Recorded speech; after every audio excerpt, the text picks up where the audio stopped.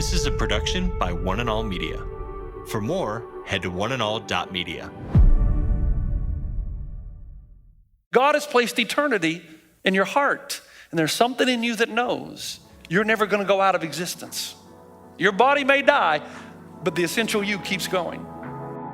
Today with Jeff Vines, We are taking the gospel to the world. pastor, apologist, and Bible teacher. One truth that will be delivered in love and compassion, connecting every one person to all that God has promised them.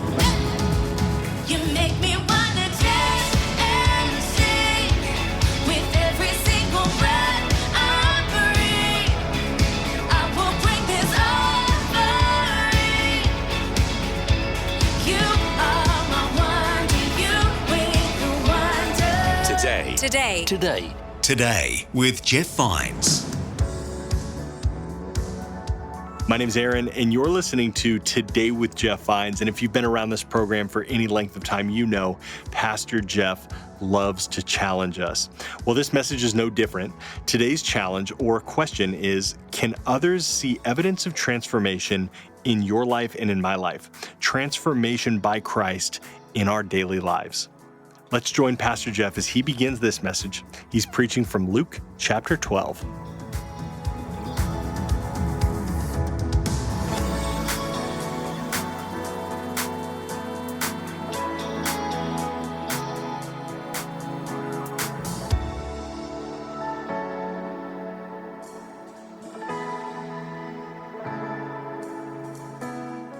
I want you to turn in your Bibles to Luke chapter 12. And I want you to just keep your finger on that place. And while you're doing that, I'm going to ask you to multitask here. You've heard me talk about our radio program called Today with Jeff Vines down in Australia, New Zealand. So I want to welcome about, 900 radio stations every day of the week, basically. So I want to welcome them as well. I want you to stand, if you would. You're going to do two things for me. Can you stand? I know you've been standing, but I think it's important from time to time that we stand during the reading of the Word to remind ourselves that, this is sacred stuff here. It's not just some myth that we pull out of the air. This is very sacred stuff that God has delivered to us. I'm going to read the passage out of Luke 12, verse 13 through 21. And here's what it says. The ground of a certain rich man yielded an abundant harvest. He thought to himself, what shall I do? I have no place to store my crops. Then he said, this is what I'll do. I'll tear down my barns and build bigger ones, and there I will store my surplus grain.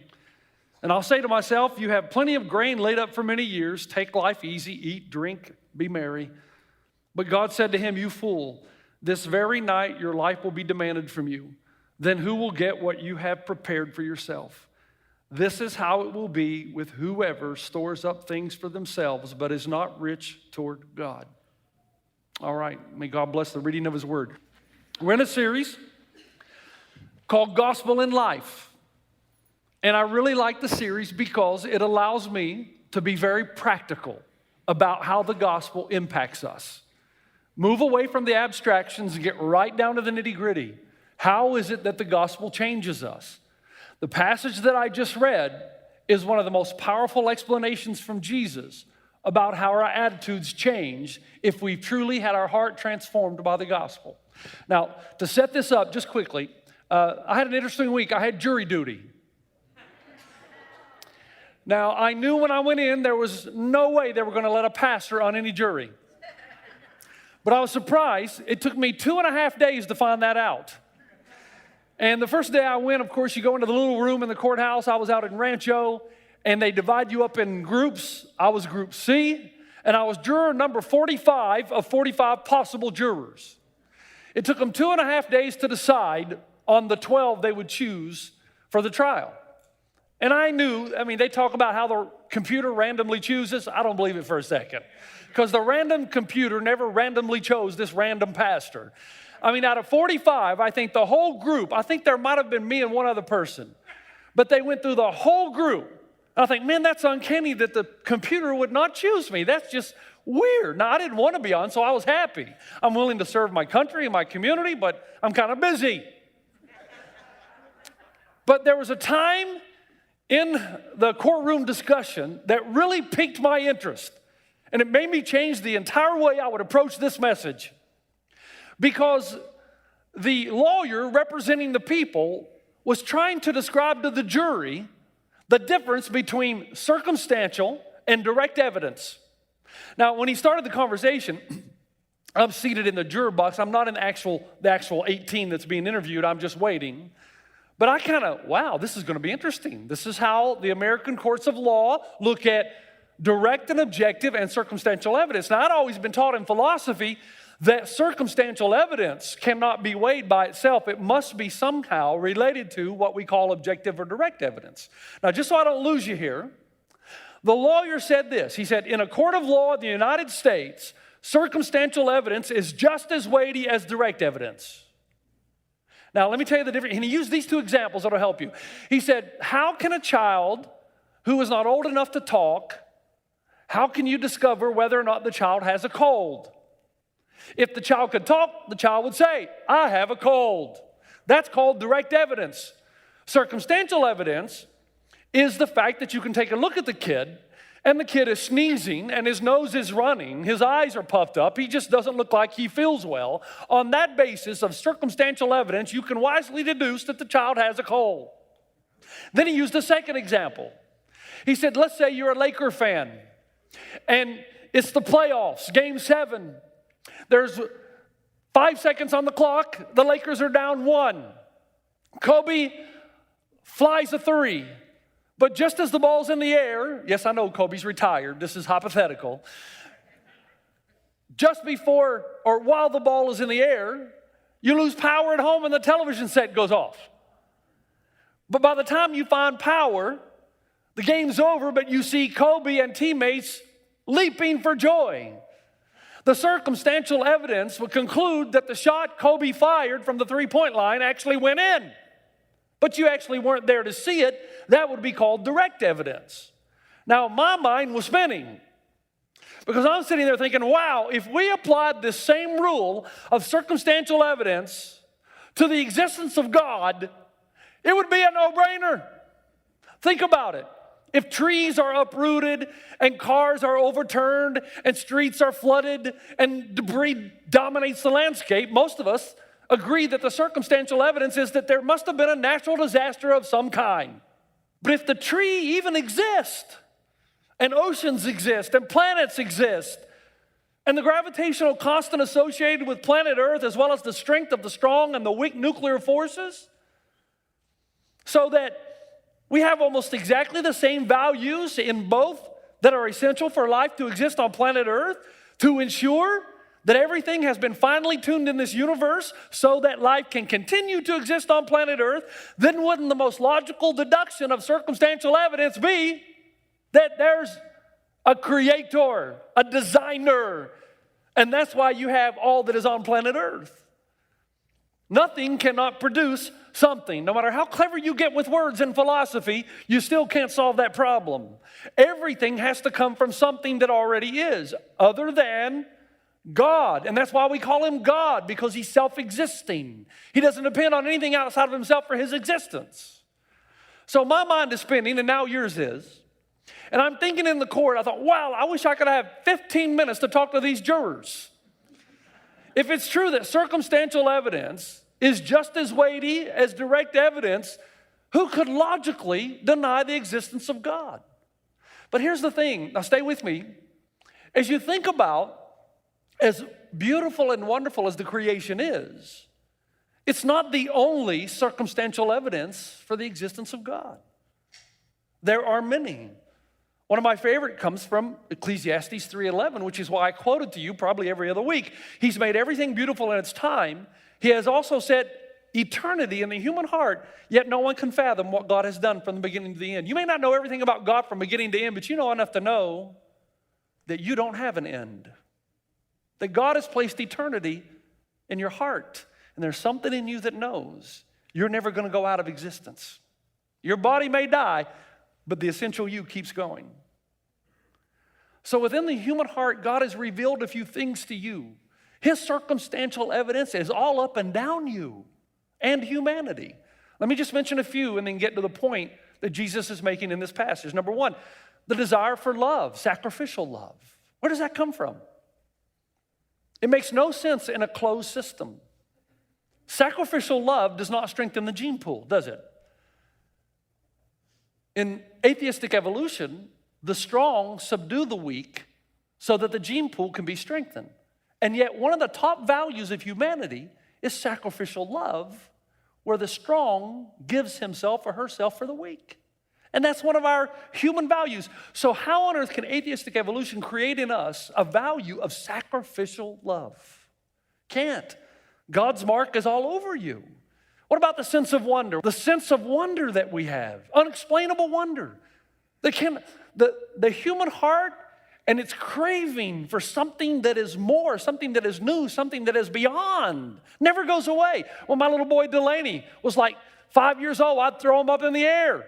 And what happens when you throw your little boy in the air and you catch him? What does he say? Do it again. He could do it. You could do it for days, over and over and over, for some new thrill, for something new.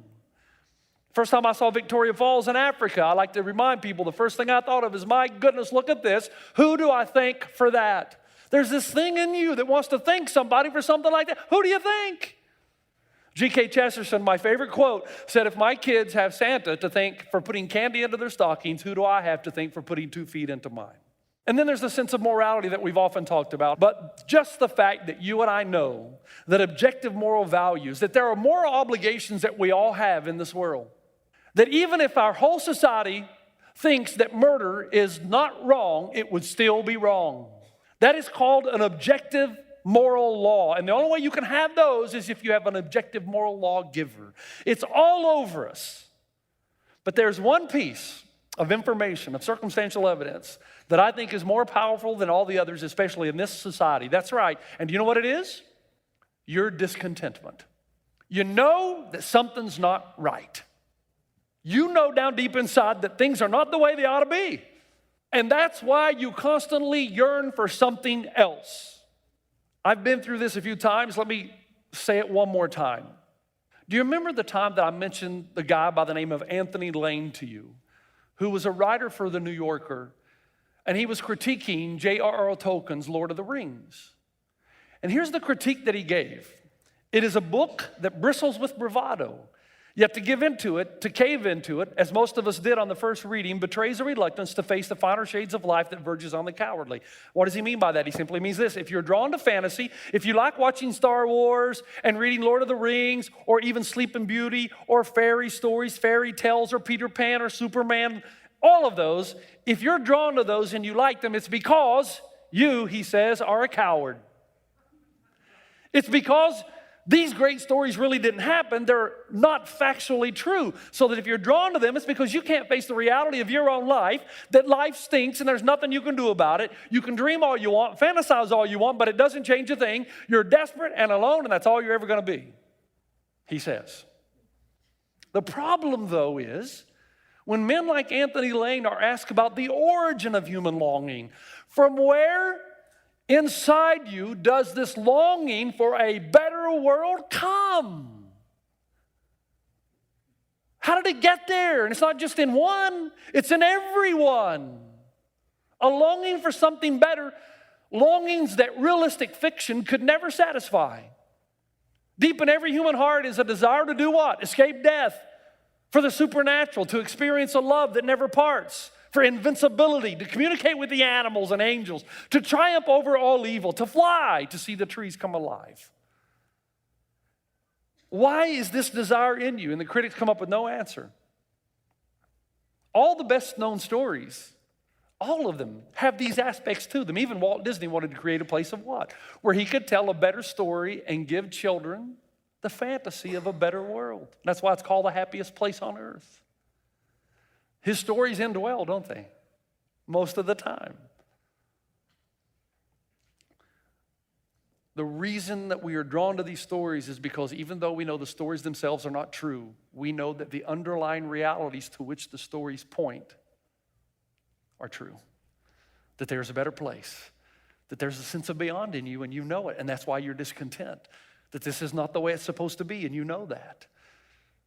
There's a rationale behind the sense that we are pulled into the beyond. You've heard me say numerous times, we desire food because food exists. We yearn for intimacy because intimacy exists. And we yearn for a sense of beyond because beyond exists. C.S. Lewis put it like this. You've heard me say this numerous times. If I find in myself a desire which no experience in this world can satisfy, the most probable explanation is that I was made for another world. Now, here's the catch. This is where it gets good. Gospel in life. How does it change us? Here's what Jesus says. There are two kinds of people on planet Earth. Those who live for the here and now, and those who live ultimately for what is to come. There's no in-between road. I remember a pastor once talking about life between the trees. I think it was Rob Bell who used that example the first time. There's a tree in the Garden of Eden, the tree of life from which everything flows. And then there's a tree in the very last book of the Bible, only this time it's a tree in a city, the new city that God is restoring. And our entire life is lived between these two trees in hopes of what is beyond the second tree. And what gets us to life beyond the second tree is the one in the middle, the tree in the middle, the cross of Jesus Christ. Enables us to do what Adam never did, build a city of righteousness and justice, a city on a hill that cannot be hidden. But here's the beauty. The person who has been truly impacted by the gospel has his or her eyes open to eternity. Oh yeah, to eternity. You say, what's eternity?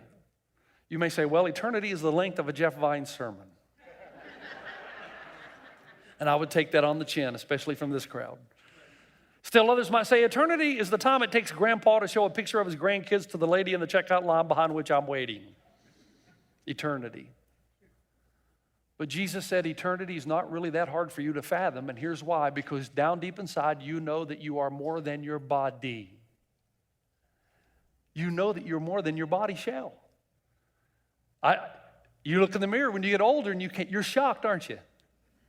Because the real essential you is not the body, that's the tent. The real you is non-material. So how do you destroy something that is non-material? The soul. That's the point. You can't. You've been created in the image of God. You're built to last, to live forever, the essential you. That's the circumstantial evidence that has been placed all over you. He's placed eternity in your heart.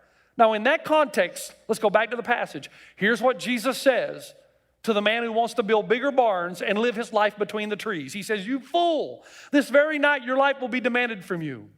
Then who will get what you prepared for yourself? This is how it will be with whoever stores up things for themselves but is not rich toward God. So Jesus basically says all through the New Testament, you're going to know these people who are living for life beyond the trees by three things. Now, I usually, again, or seldom tell you to write things down. But you need to write these down. Because it's one of those things you can put in your Bible somewhere and go back to from time to time. It's not a test of your faith. It's the natural effect of a cause of a transformed heart. So you don't get your way into heaven by living this way, but if you truly have been transformed by the gospel of Jesus Christ, this will be the automatic result of your life. This is how you'll live. Number one, they invest their resources primarily in what is beyond. That's how you know they're living for what is beyond the trees. Do you think we're greedy people? Come on. Are we greedy? Absolutely. I am, you are. Let me tell you give you an example. This past week, things just keep happening for me in relationship to the Dodgers. I mean, I don't know if it can get any better. I shared with you before, my childhood hero was Steve Garvey. Well, this past week, I got to have dinner with Steve Garvey. Can you believe this? I mean, it just keeps getting better. He's the nicest, most cordial gentleman that I have probably ever met in my life. He's in his 70s now, you know. Looks fantastic because he got all his hair. But I got to have dinner with Steve Garvey. I got to go down onto Dodger Field and talk to Steve Garvey. And they gave us little gifts. Look, I got a Steve Garvey signed baseball hat. I got a Steve Garvey signed baseball. I got a little pendant from the Dodgers. I got some bobbleheads. It was just big basket full. Then we got to go into that private restaurant and have dinner before the game. I mean, it's a buffet, a smorgasbord. I ate everything I could find.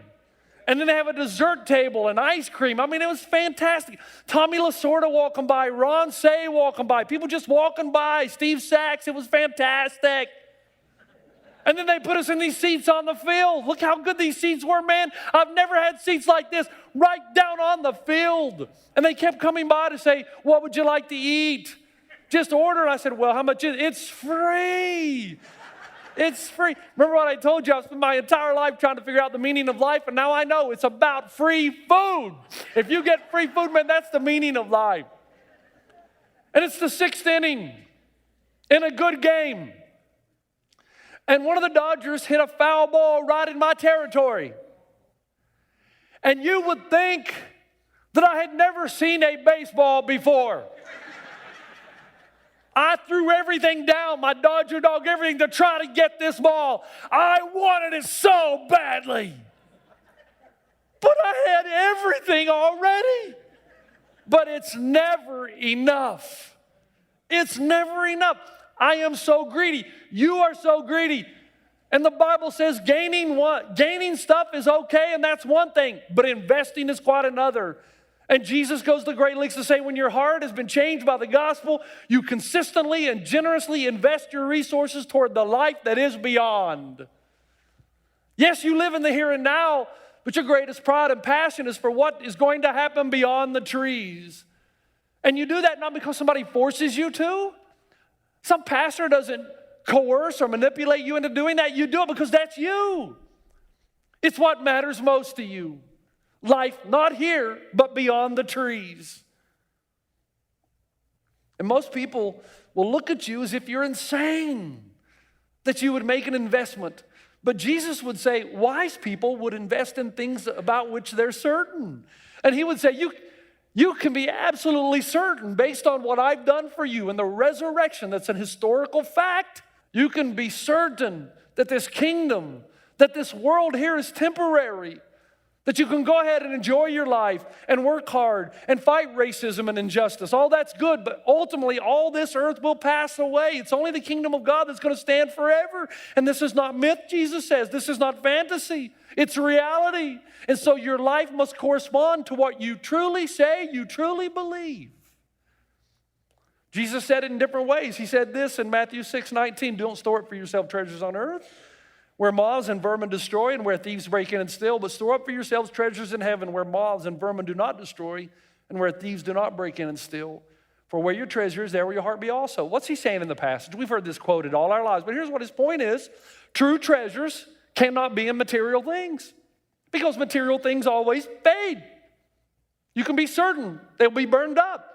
So what is the only thing that's not material? The soul. So the question is, are you investing in that which is eternal, or is the major part of your resources, are the major parts of your resources invested in something that's physical, something that is destined for failure? You've been listening to Today with Jeff Vines. Thanks for joining us. Next time, we'll bring you the rest of this message from Pastor Jeff.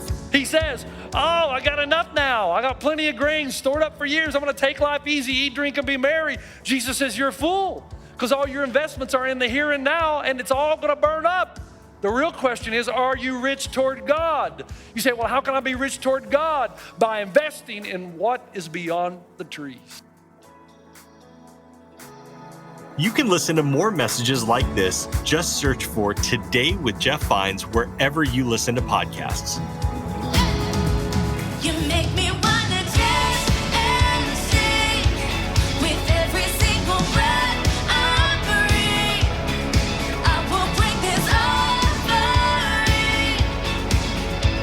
You are my wonder, you with the wonder. Today with Jeff Vines. This is a production by One and All Media. For more, head to oneandall.media.